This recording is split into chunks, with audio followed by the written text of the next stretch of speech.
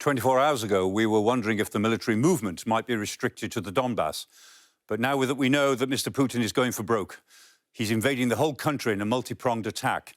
It started in the Donbass region to the east, but from Kiev in the north, Lviv in the west to Odessa in the south, there's now been over 200 attacks taking place since the start of the day, according to the Ukrainian National Police Service.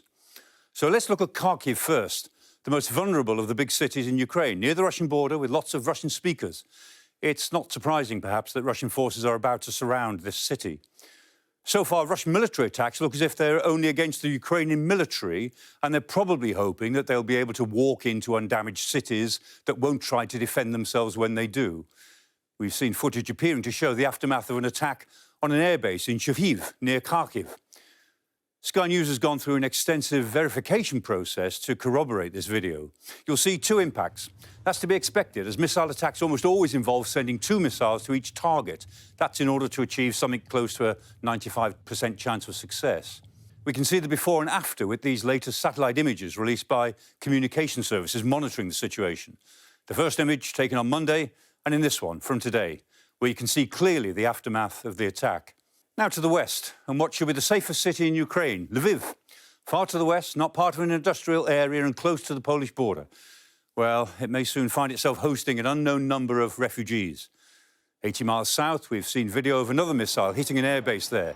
Here, the Ukrainian airbase in Ivano-Frankivsk, 83 miles south of Lviv. It was hit by what looks to be a cruise missile. And in the southwest of Ukraine is Odessa, a historic city, subject to a missile attack where at least 18 people have been killed. It's a significant port complex, important for Russian forces to control it if they're trying to take the whole country. In fact, a Turkish ship en route from Odessa to Romania was hit by a bomb on Thursday afternoon.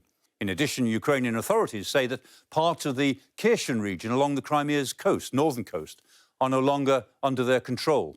So the big question now is what happens in Kiev, home to nearly 3 million people. We've heard reports of a number of attacks on all sides. 2 power plants, one in the south of the city and Chernobyl to the north, as well as a military base in neighbouring Gostomel. All examples of being hit by Russian forces trying to paralyse the infrastructure.